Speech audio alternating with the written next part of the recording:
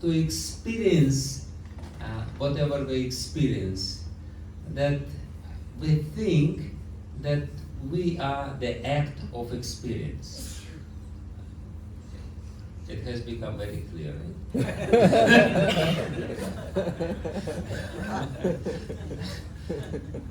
Actually, it's very simple. Because we always interact with this world, because we always see, always hear, always smell, always eat. That we definitely do always. So, and sleep, and do all kinds of experiences, undergo all kinds of experiences in this world. They're so used to it, then it's very difficult for us to separate us, who experiences this, from these acts or actions of experience. And because we're always doing it, we kind of think, that's me, that's me, that's me, whereas I'm separate. So, and therefore he says, Drik Darshana Shaktoyoho Ekatmata Iva. We think that, our ability to experience and this process of experiencing and me, who is the experiencer, is the same. Therefore, in other traditions, what they do, in other spiritual traditions, what they do, they try to facilitate this process of separating the act of experience from the experiencer. This act of awareness, the awareness, and what happens, because I always experience something, and I think that's me, I take it very seriously. Something is happening with me, somebody told something about me, and or what will be in the future. Basically, there are three main factors of stress which continuously produce the stressful emotions. The first factor is time. We're always worried what's going to happen in the future. Will Modi win or not?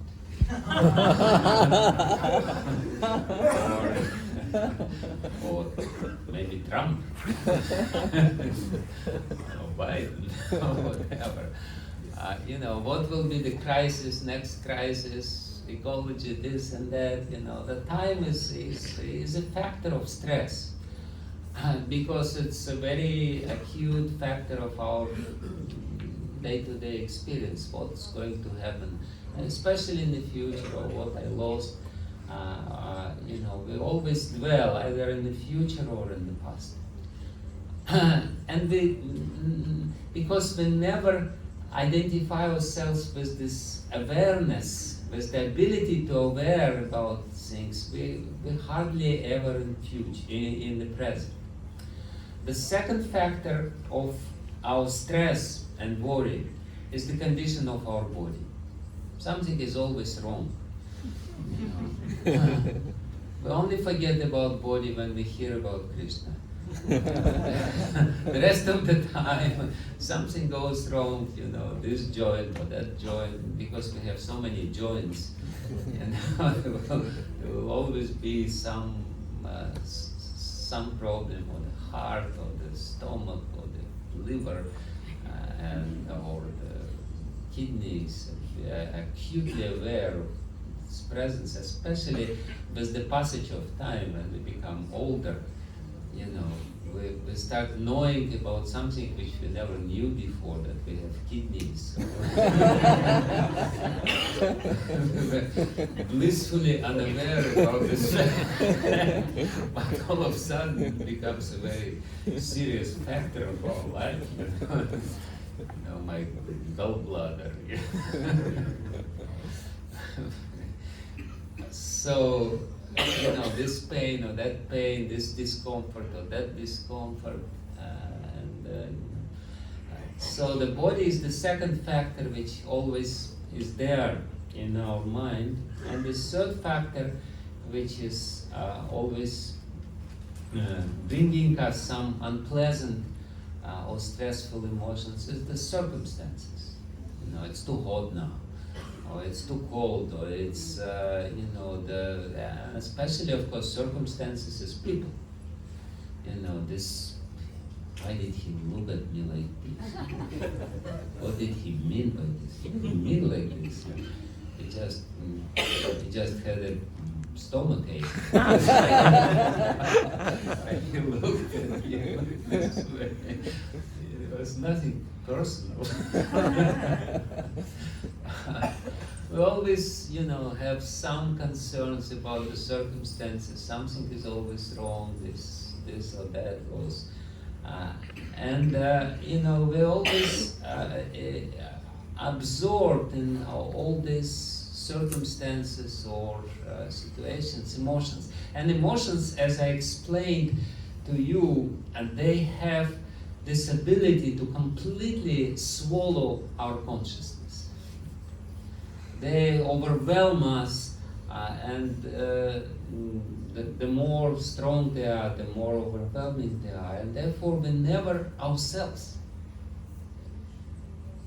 We forget this very simple and very vivid and very, very obvious fact that the ability to aware of all these things, don't change. I'm the same. No matter what, whoever speaks something about me, I am the same. It doesn't touch me. I am the soul capable of seeing this, and I'm capable also of separating myself from this, from all these experiences.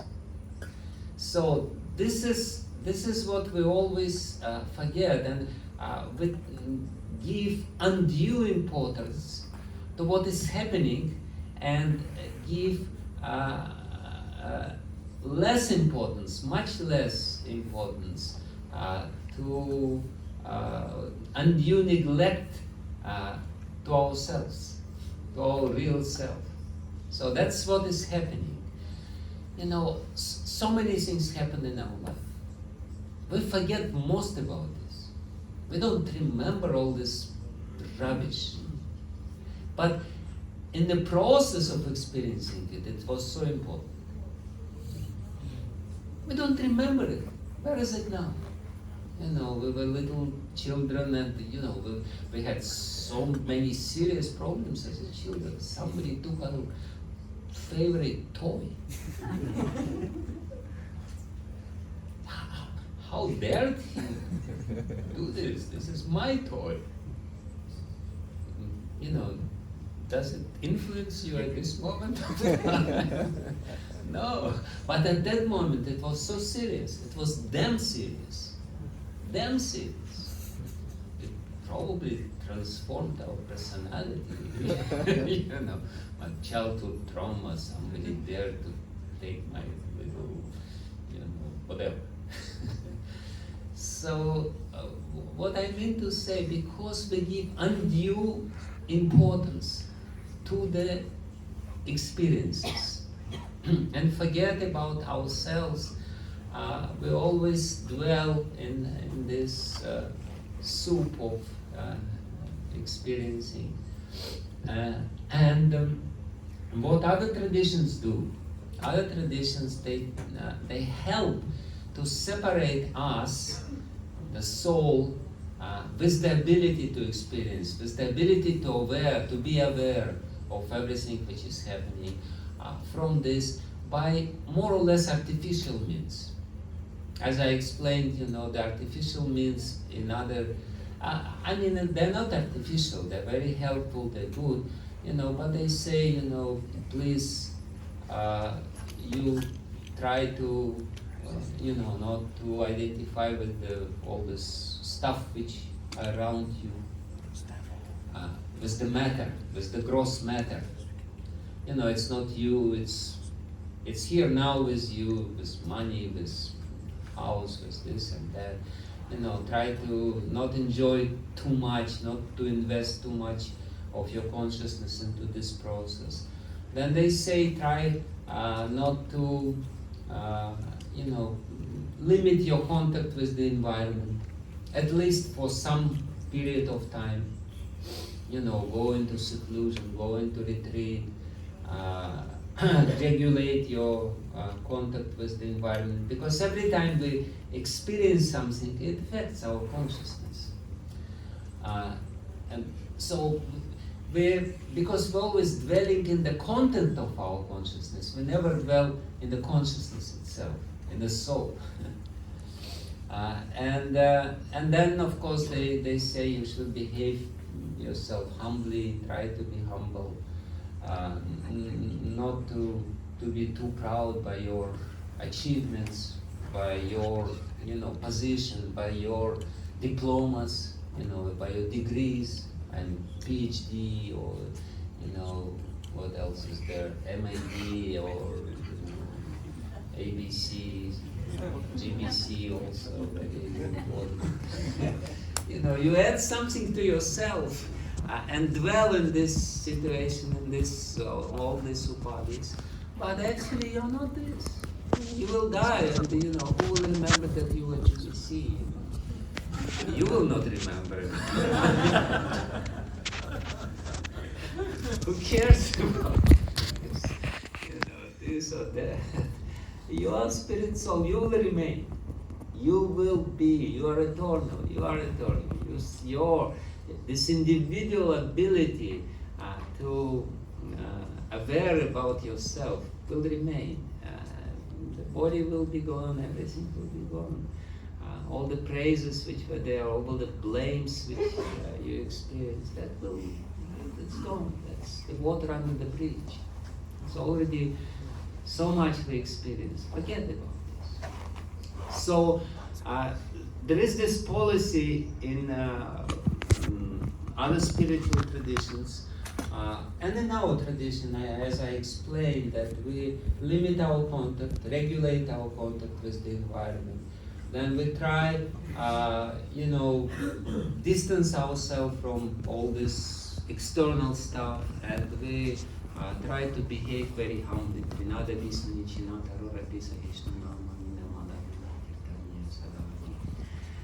But there is also a very powerful way of doing it, by replacing all these stressful emotions which are produced by the act of experience with the emotions of surrender, because what bhakti is, bhakti means that we turn away from the external world and we turn ourselves towards God, towards Krishna.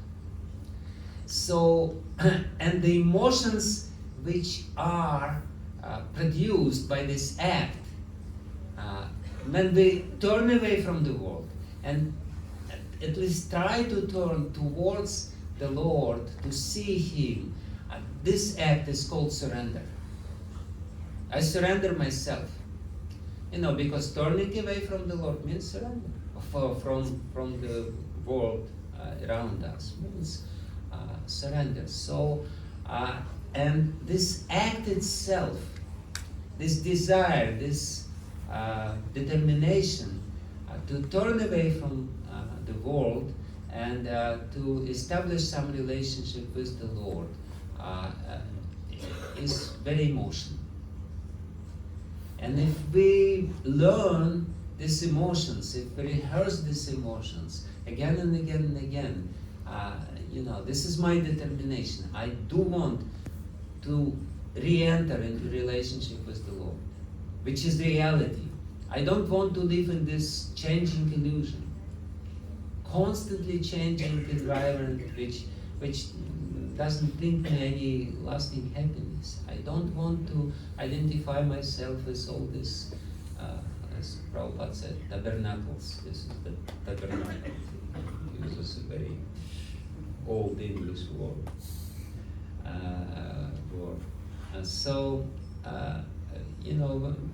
This act is emotional. Emotionally charged. And this energy of these emotions is very helpful.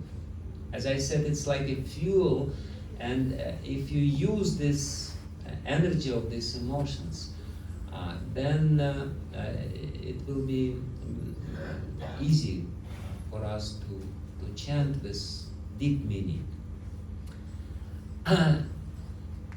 Patanjali Muni, in his Yoga Sutra, he explains the process of japa. He says japa is a very easy and simple process of achieving samadhi. He explains there is, difficult, long, protracted process of achieving samadhi, and then he says that japa. He says that if you just chant the name of God, very easy you can achieve samadhi. But he explains how to do it. He explains the process. The process is tad japas tadartha bhavani. You repeat again and again and again the name of God. Hare Krishna, Krishna Krishna, Hare Hare, Hare Rama, Rama Rama. But not only this. Tadartha bhavani. You also have to meditate on artha, on the meaning of what you're repeating. Tadartha bhavana. You have to dwell on this, on the meaning of, this act should be meaningful.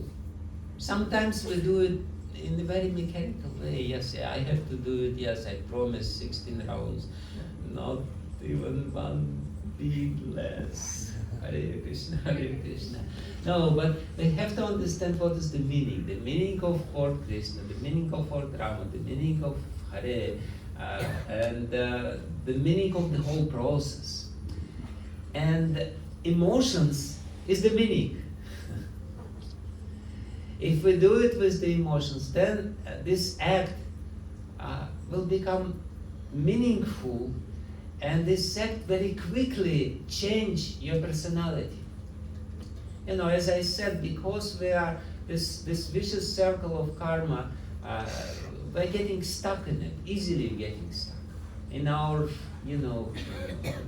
psychological traits, in our reactions, in our emotions, in our anger, in our greed, in our lust, in our illusions. So, but this is a powerful process to use these emotions of Sharanagati. Yes, my Lord, I am yours. I don't care about anything else, at least for 2 hours. You have 22 hours to care about the whole world. Just 2 hours to care about God. It's a good deal. But because the process is so powerful, this 2 hours is enough, to neutralize the effect which you will get by interacting with the world. But you have to use these 2 hours very effectively. The problem is that, yes, we use these 2 hours, but not very effectively. That's the problem. We are not, getting the full use of this japa time. Because we can only erase all these experiences which are there, and not to dwell in them, not to be absorbed in them, if there is something, something meaningful in what we are doing. One thing to do it, like Bhakti Rakshak Maharaj, he wrote this beautiful book in Sanskrit and in Bengali, Prapana Jivanamritam, the book which explains the 6 limbs of surrender by quoting different shastras. And each and every verse of this book is the content which will help us to dwell meaningfully on the process of Shastra, or on the process of Japa. Because so many different verses in the scriptures describe these emotions of different people who surrender themselves fully. And by reading these verses, chanting these verses, remembering these verses, we can actually experience the glimpse of their emotions. like Gajendra. You know, Gajendra completely, after so many years of struggle, after so many years of being stuck in this very difficult situation of, fighting with this crocodile, ultimately he realized, there is, he just remembered, there is God who can help me. And before he didn't know about this, he didn't remember about this. But ultimately, it became clear to him, yes, there is somebody who can help me. And he took, lotus with his, how do you say this? Trunk, a lotus, and said, take it, Krishna. And he pronounced these prayers. And these prayers, it's the content of his prapati, of his surrender. So this is the content. This is the emotional content which will help us to erase all the stress which is accumulated in our consciousness, all the childhood traumas. You don't need to go to psychologists. You don't need to spend money for them. If we do it properly, if we do it in a proper way, our consciousness will quickly become very clear and dedicated to the Supreme Lord. So this is one thing, or the songs of Bhakti Vijana Thakur, which he wrote specifically for us. All the songs of Sharanagati. Bhakti Rakshak Maharaj, he collected all these verses to help us to feel different aspects of these 6 limbs of surrender. Because each and every aspect of this limb, of these limbs of surrender, of 6 limbs of Sharanagati, they are multi-dimensional. It's those great devotees who experience this, their experience is reflected in the verses which are recorded in the scriptures. So I will read a very beautiful part of Jaiva Dharma, which explains this, very briefly explains this 5 emotions of Sharanagati. This is what Bhakti Vijana Thakur writes. There are 6 symptoms of self-surrender. The first 2 are Anukulyasya Sankalpa and Pratikulyasya Varjana. I will not do that which I will only do that which is favorable for unalloyed bhakti, and I will reject all that is unfavorable. This is called sankalpa, or pratigya, solemn vow. So the first emotion is this solemn vow, pratigya. I'll do it no matter what. Sometimes it's difficult, but I'll do it. I will not betray my Lord. Because every time we do something which is displeasing to Him, we're basically betraying Him. We're basically saying, I don't care about you. So this is basically the determination within us. Yes, the Lord is there. I feel His presence. He is present. He is in my heart. I feel He is present there. So the first emotion is this pratigya.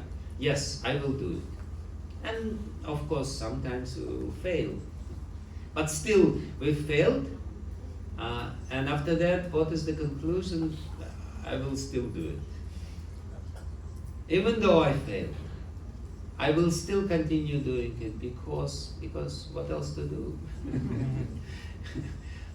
What is the alternative? There is no viable alternative to this. Otherwise, you will be just completely, you will be just,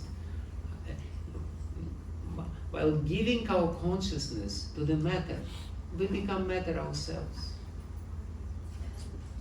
We betray our higher spiritual nature. So the first is that, yes, this pratigya or sankalpa, determination. The third symptom is Rakshishyatiti Vishvasu, faith in Bhagavan as one's protector. Bhagavan is my only protector. I can derive absolutely no benefit from jnana, yoga, and other such practices. Well, it's very difficult for me because I do yoga every day. But, we may do this, but ultimately we know that only because Bhagavan allows us to do yoga, we can do yoga. And very soon he will not allow us to do yoga because, for how long you can do yoga. Ultimately we have to understand the simple fact that if there is anyone who can protect us, it's only him. Everything else is not a very, it's like Prabhupada says in his translation of the second canto of Srimad Bhagavatam, fallible soldiers. We try to surround ourselves with different protective measures. But as Prabhupada says, they're all fallible soldiers. All these soldiers which we are surrounded by trying to protect ourselves will fall. We may have money, we may have this, we may have relatives. Oh my goodness, we may have wife. Oh, Hare Krishna. This fallible soldiers. Only Bhagavan is the protector. So this is an expression of trust, Vishwas. So this is the second emotion. First emotion is determination. Yes, I'll do it. And if internally you really mean it, you immediately feel the energy which will help you to do it. Isn't it? I'll do it. And yeah, I can do it. No problem. The second emotion is Vishwas. Vishwas, the Sanskrit word Vishwas is very special. Shvas means to breathe. And Vishwas, which means trust, means to breathe in a certain way. Like when we feel completely safe and protected and secure, like a little child on the lap of the mother. The child may be crying, the child may be frantic, and because he's frantic, his breathing is completely chaotic. As soon as he is put on the lap of the mother and he is, hearing the beat of the mother's heart, he becomes very peaceful and very soon he falls asleep. Deep, peaceful, beautiful breathing. So Vishwas is this peaceful breathing when you feel that you're protected. Vishwas, trust, is this condition when you feel there is nothing to fear. Even at this moment of time, if a tiger will appear now, I will say Hare Krishna, and let's see what's going to happen. So, if you have this Vishwas, yes, there is somebody who protects me. I don't have to worry about this. The only thing which I have to do is just to breathe very peacefully.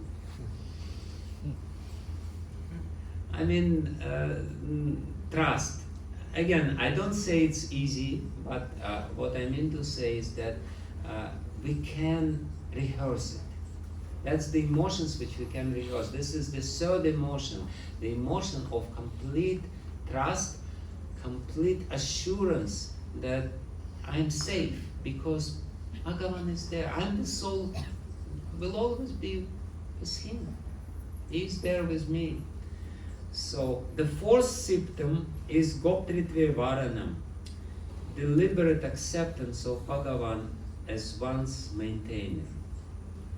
I cannot obtain anything or even maintain myself by my own endeavor. I will serve Bhagavan as far as I am able, and he will take care of me. So that's me. What I can do, I can serve. That I can always do. I can always do something for Bhagavan. I can always help somebody. I can always, if deeply inside I feel that yes, I'm the servant of Bhagavan, then he will take care of me. I don't have to worry myself. And so many times we experience this. There's some problem is there, but somehow rather miraculously it's being resolved. So this deep understanding deep down that Bhagavan will take care of me, then it's the emotion of Goptritva Varanam that he will maintain me. Tukaram is a famous example of this. He had his wife, Janabai, and she was always nagging, there's not enough in our house. He used to say, let's sing some bhajan for Bhagavan and let's see what's going on. Saying we don't have enough rice, we don't have enough this and that. Let's sing some bhajan. Somehow or other everyone is maintained by the Lord. The big elephant is living in the jungles and he needs some 100 kilos of food every day, and he's not so worried. Somehow or other he's being maintained, everyone is being maintained, Yeah, we should do the needful, but at the same time, internally, we should have this conviction. Yes, I am being maintained. He gave me this body. He made this arrangement. He made this beautiful world. He gave me the air to breathe, the water to drink, the food to eat. Everything is there. No need to worry. So this is what is meant by dependence, nirbharata. Bhaktivinoda Thakur translates this limp of surrender, Goptritva Varana, as a complete dependence, nirbharata. The internal emotion of dependence. Yes, I am dependent on Bhagavan, and it means that he will maintain me. As I said, as I explained to you, this is the complete surrender. Everything else is just a particular case of surrender, but this is the complete surrender which is there. The fifth symptom is Atmanikshepa, surrender proper. And in Sri Sampradaya, when they explain, and they are very emphatic about this, they say actually that Sharanagati is Bhakti. But they say that Angi of Sharanagati is this Atmanikshepa or Atmanivedana. We have different conception, but we can argue, but it's not the point of arguing. Atmanikshepa means, Nikshepa basically means to throw oneself. Atmanikshepa means I give my Atma to the Lord. And there is two kinds of Atmanikshepa or Atmanivedana. Because one kind of Atmanivedana or Atmanikshepa, the first kind of Atmanikshepa, is included in the 6 limbs of Sharanagati. And another one is included as the last limb of the 9 kinds of Bhakti, right? Shravanam, Kirtanam, Vishnu, Smaranam, Padasevanam, Archanam, Vandanam, Dasyam, Sakhyam, Atmanivedana. So, in the beginning I said that Sharanagati is the preliminary stage of Bhakti, and then after explaining everything, what is Bhakti, starting with Shravanam, we again say Atmanivedana. So what is this? There are different, it's 2 different things. When we are talking about Atmanikshepa in Sharanagati. The word is the same. Atmanivedana or Atmanikshepa is the same. But because in the beginning we don't know what is our Atma, it's very difficult to give our Atma proper, the soul proper to the Lord, because we don't know what is our Atma. So Atmanikshepa means Atma, what we think we are now, and now we identify with the body and with the mind. Atmanikshepa in Sharanagati means I give my body, my mind and my speech to the Lord. Because there is no other Atma. I don't know what is this. If I do some surgical operation, is it somewhere there? No, we cannot give Atma proper to the Lord, but we can give the body, right? We can serve by our body, we can serve by our speech, we can serve by our mind. This is Atmanikshepa in Sharanagati. It basically means whatever I have is yours. The body I have is yours body. It's a nice body. I maintain this body because it's your property. I take care of it. I take care of my health and everything else because it's your property. But it's yours. My mind is yours. My speech is yours. Everything is yours. I'm doing it. But then when we do the proper bhakti, starting with Shravanam, Kirtanam, Vishnu Smaranam, etc., at the end we understand I am the spirit soul. I am a beautiful little girl in my Manjari Swarup, or whatever Swarup is there. Maybe you are some friend of Krishna, whoever. On the level of asakti, it will become very clear. Ainanda tanuja kinkaram patitam mam vishameva amadu. Lord Chaitanya explains the stage of asakti by saying, I am your little kinkar, little tiny kinkar, little servant of yours. So this second Atmanivedana is this real Atmanivedana when we know who I am in my spiritual swarup and how to serve the Lord in my spiritual identity by my spiritual emotions, by interacting with Him in this emotional exchange. So that's why it's very interesting when we do Navadvip Dham Parikrama. Navadvip Dham is a representation of 9 processes of bhakti. So we start Navadvip Dham Parikrama where? In Antardvip. Antardvip is the symbol of what? Atmanivedana.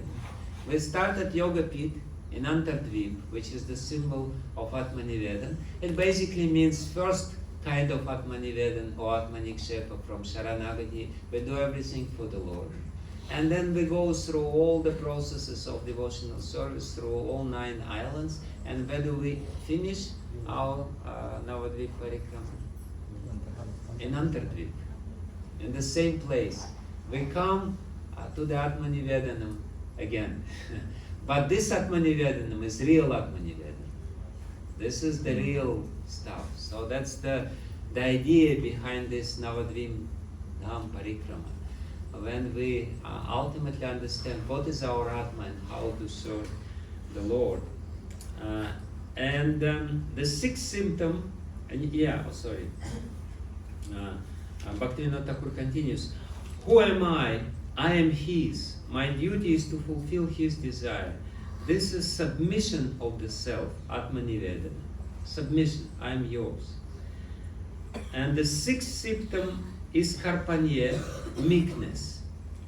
I am wretched, insignificant, and materially destitute. This is what is meant by humility, Karpanya or Dainya. So yes, I'm what I am, you know, but I already gave myself to you, and you do whatever you like with me, the way I am now. You know, I gave myself to you, and this is the fifth emotion. So Bhakti Vijana Thakur basically says that within the 6 limbs of surrender there are 5 emotions.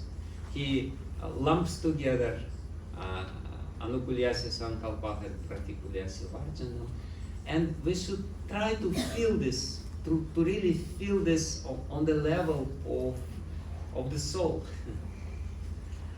And that's why Bhakti Vijana Thakur wrote Sharanagati songs.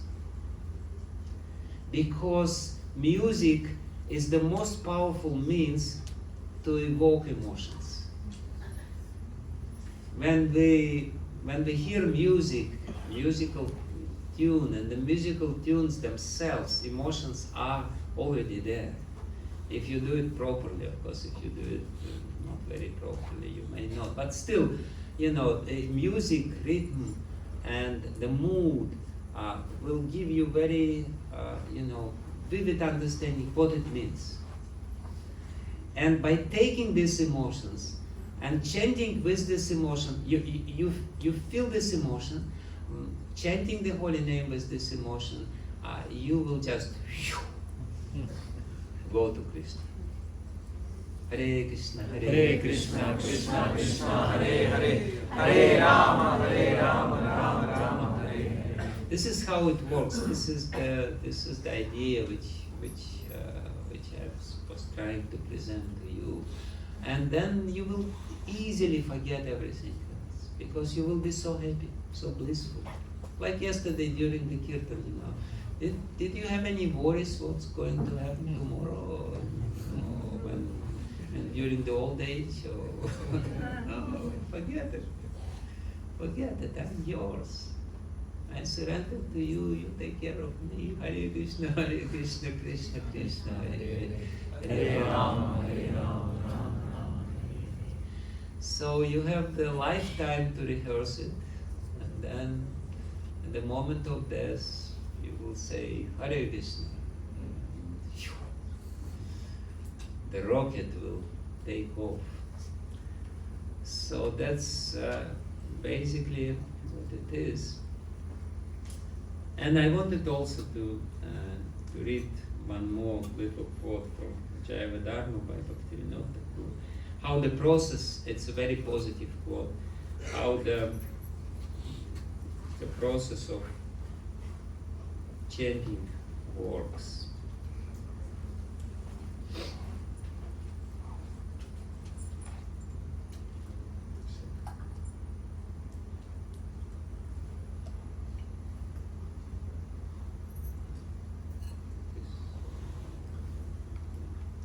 Yes.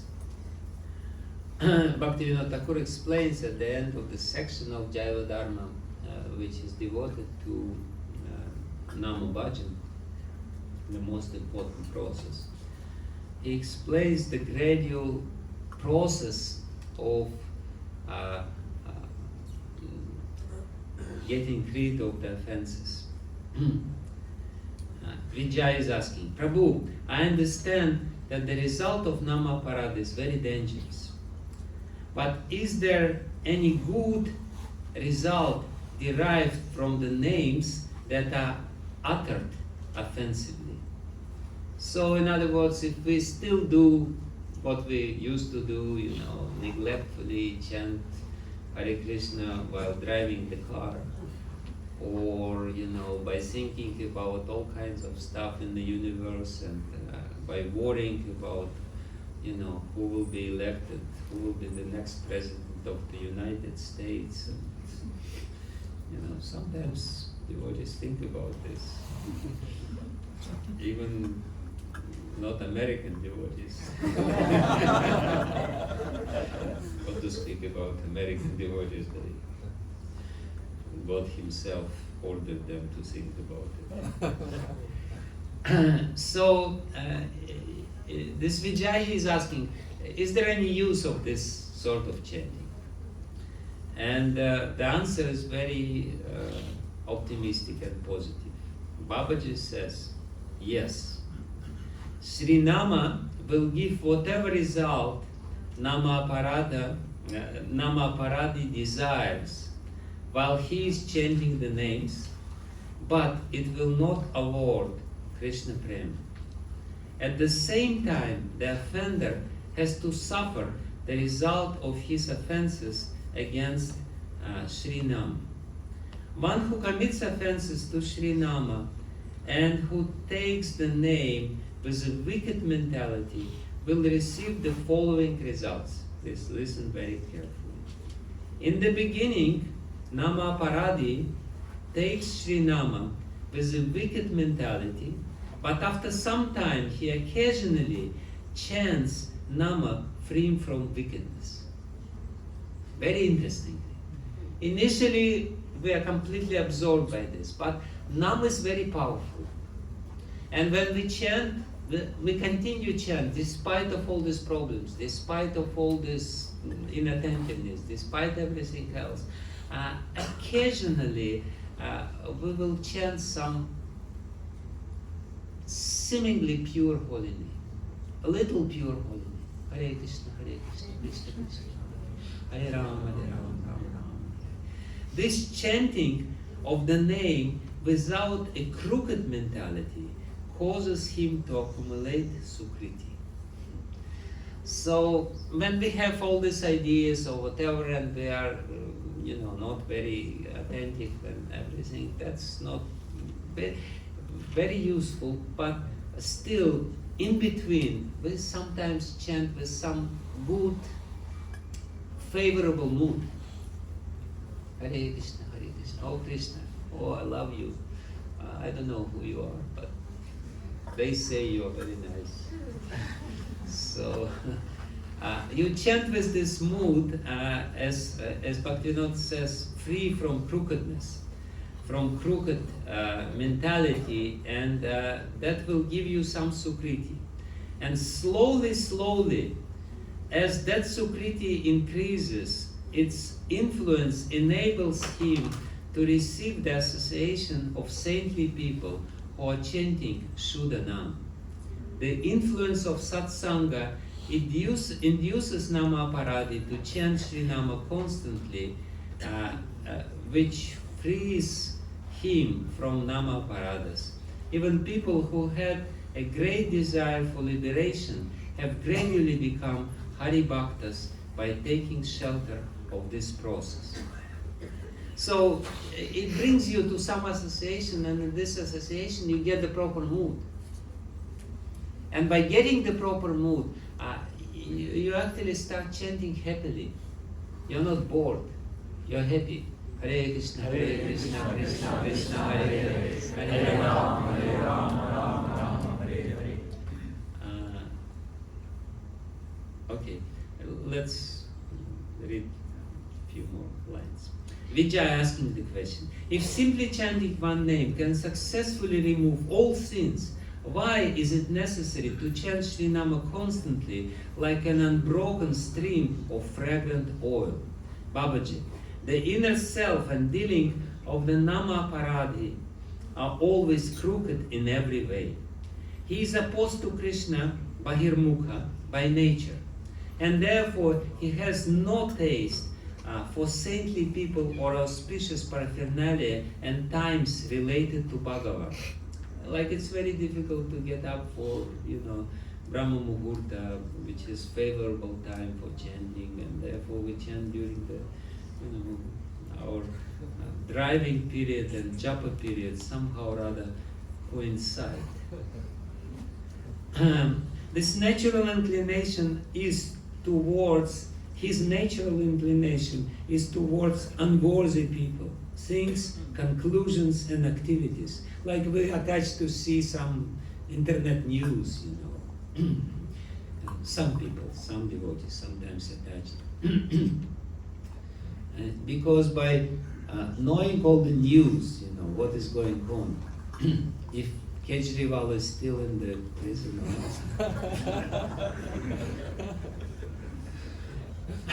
we get the false sense of control, you know, as if anything depends whether on you, whether Kejriwal will be released or not. You know, knowing the news gives you this false sense, I'm in control, I know what's going on, you know, I'm in control. So this is what Bhaktivinoda Thakur says here. There is a natural inclination for something which is not very helpful. to get some stuff into the mind which is not really good. So his natural inclination is towards unworthy people, things, conclusions, and activities. However, if he always chants Srinama, he will have no time for unwanted association and activities, and because he is not in bad association, his chanting of Srinama will gradually become pure and give him a taste for auspicious objects. So basically Bhaktivinoda Thakur says that the process of purifying from the offenses is twofold. One is that it brings you to a good association, a saintly association, and this saintly association gives you the push, the enthusiasm to chant more. And by chanting more, you avoid doing nonsense, and by avoiding doing nonsense, very quickly you will get the taste for the holy name. So otherwise, you know, and therefore Prabhupada said, actually we should chant 24 hours a day, but you know, minimum 16 rounds. But 16 rounds is a bare minimum. The rest is, you still have to try to chant within your mind. Of course, you have to do so many duties, that's fine.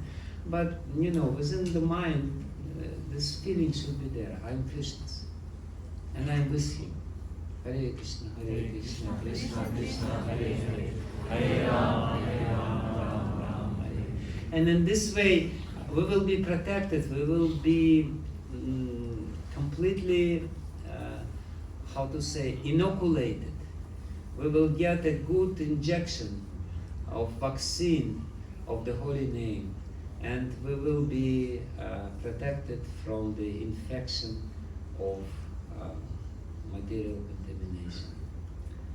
And this is a beautiful, simple process, but there is some science behind it, and I was trying to explain this science, how it works. So, thank you very much.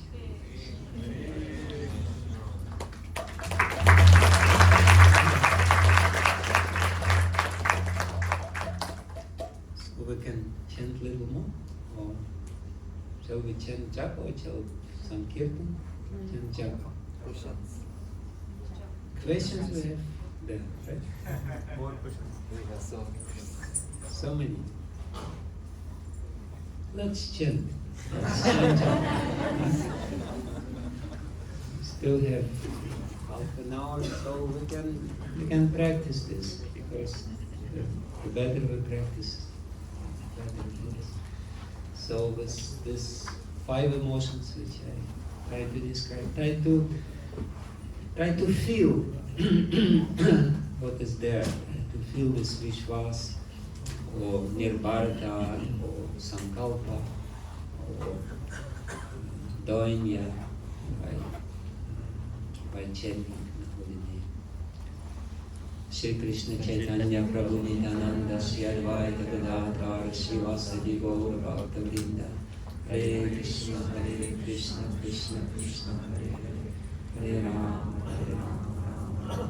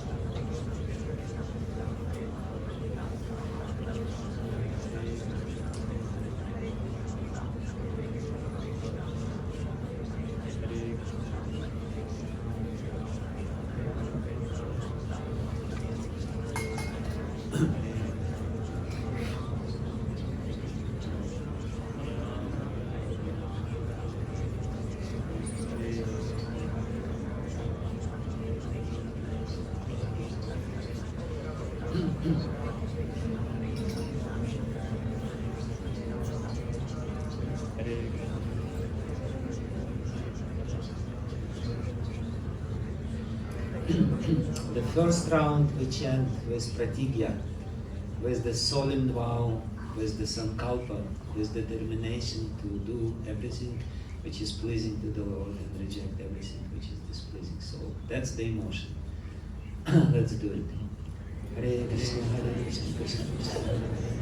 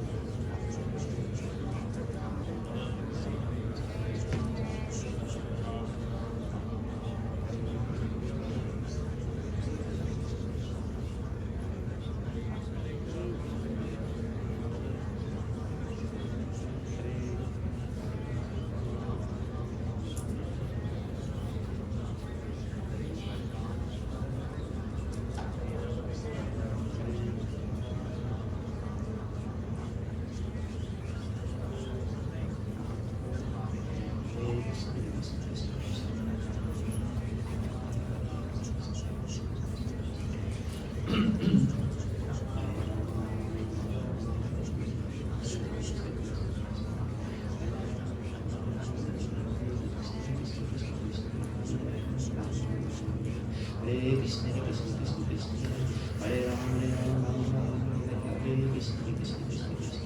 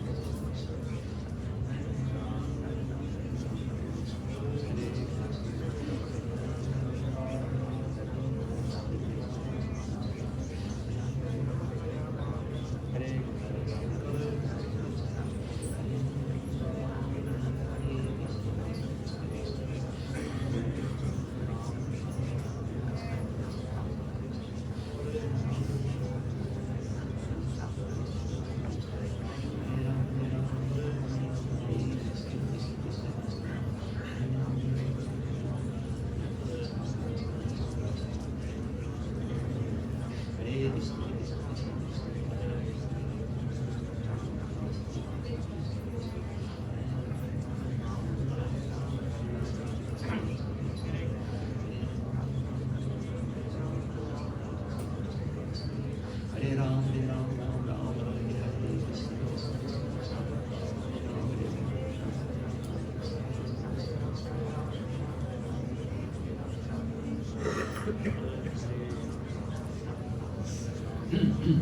Second round we will do with the emotion of Vishwas, complete trust. Krishna protected me in many circumstances. Krishna took care of me. Krishna brought me to the society of devotees. Krishna always gives me protection. I have nothing to worry about. He will protect me at the moment of death, no matter how painful it will be. He will relieve the pain. He will come to me. And the moment I come in front of him, all what I was doing for him will bear the fruits, and I will feel completely safe and protected in his presence, in his association. And even now he is with me. He's looking at me. And he's waiting when I turn my face to him. So there's nothing for me to worry about. Nothing about time, nothing about body, nothing about the circumstances. I'm chanting with this Vishwas, complete trust in his protection. Hare Krishna, Hare Krishna, Krishna Krishna, Hare Krishna, Hare Krishna, Hare Krishna, Hare Krishna, Krishna Krishna, Hare Krishna, Hare Krishna, Krishna Krishna, Hare Hare, Hare Krishna, Krishna Krishna, Hare Krishna, Hare Krishna, Krishna Krishna,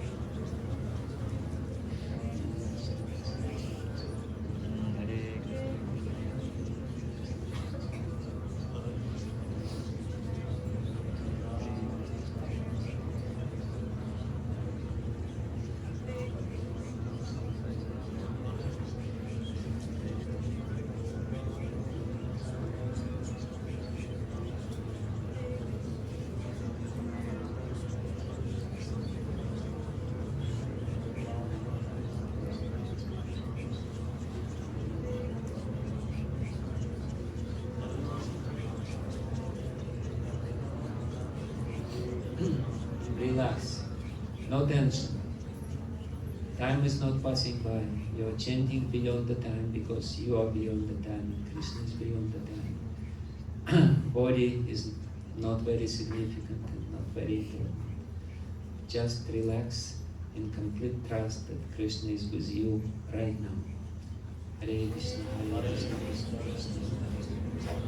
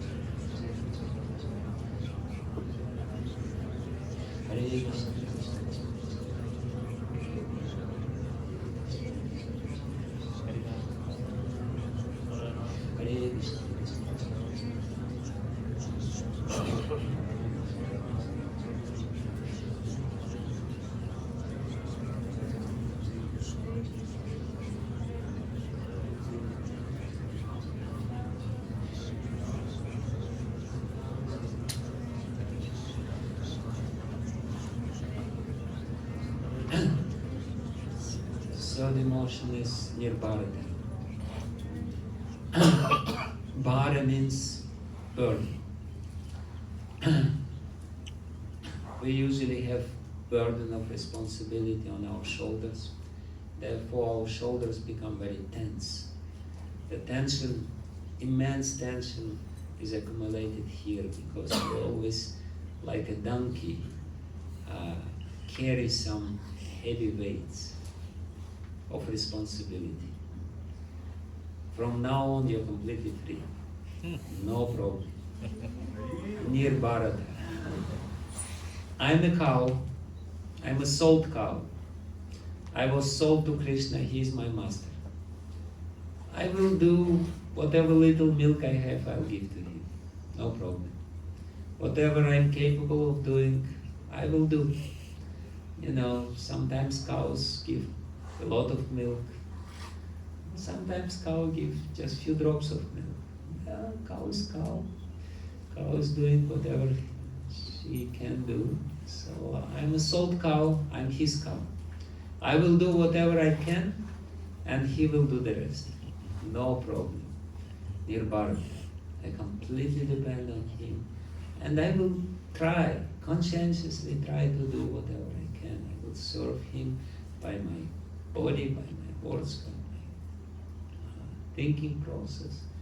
But ultimately, he will compensate. Yoga Kshema Vaham Yaham. He will himself give me what I need. This is the mood of Sharanagati. Let's chant one round in this mood. Hare Krishna, Hare Krishna, Krishna Krishna, Hare Hare Rama, Hare Krishna, Krishna Krishna, Hare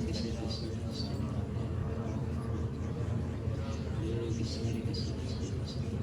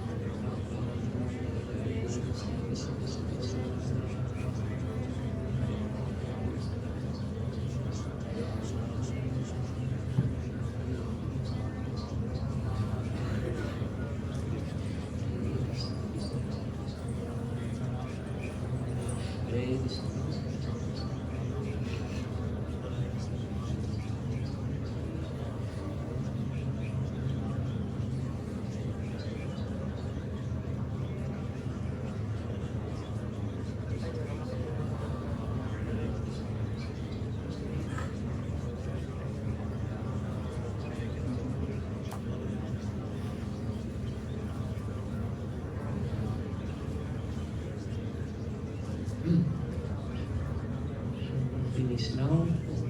Or chant one more round? So we'll chant one more last round. In this round we will chant in the mood of Karpanya. I'm the object of Krishna's pity. I've been trying to surrender to Him. I've been trying to overcome my habits. I've been trying to chant with concentration. It didn't work. For many years I'm trying to practice this Krishna consciousness. Still I'm in the same place. Still I feel that there are same things in me. I'm so useless. I'm totally, completely useless. Yes, I did something. Yes, something changed, but not as much as I would like to. I still don't feel prema. I still don't feel even strong attachment to Him. I'm going through these holy places like Vrindavan, and I don't see Him. I only see garbage. I have no hope. My only hope is Him, His pity. I'm Dina, I'm fallen. I'm still very much attached to matter, very much attached to body, very much attached to material emotions. I have so many other problems which I have. But I also have hope. He is most merciful. And I will try to behave accordingly. I will never be proud. I will never try to show how great I am. Always I will try to serve the devotees, to prove to Krishna that I need His mercy. My service to others is only proof to Him that I need His mercy. And only by His mercy I can achieve something. So that's the mood of Karpanya. And let's chant in this utter humility in the last round for this morning. Hare Krishna, Hare Krishna, Krishna Krishna.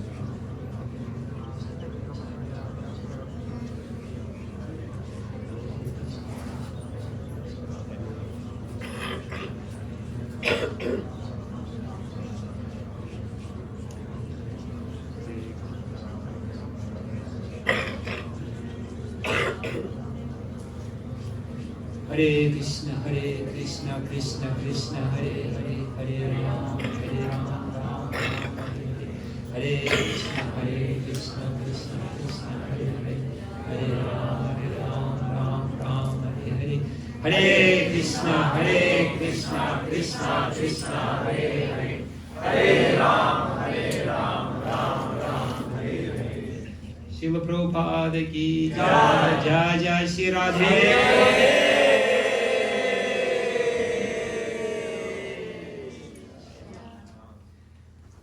Okay, so that was last session. We will have another question and answer session. Hare Krishna. So we will be having breakfast now, and then we will be going to Rupseva Ashram. This is actually a very unique project. It's a spiritual research project. Maharaj has done great research in creating this project.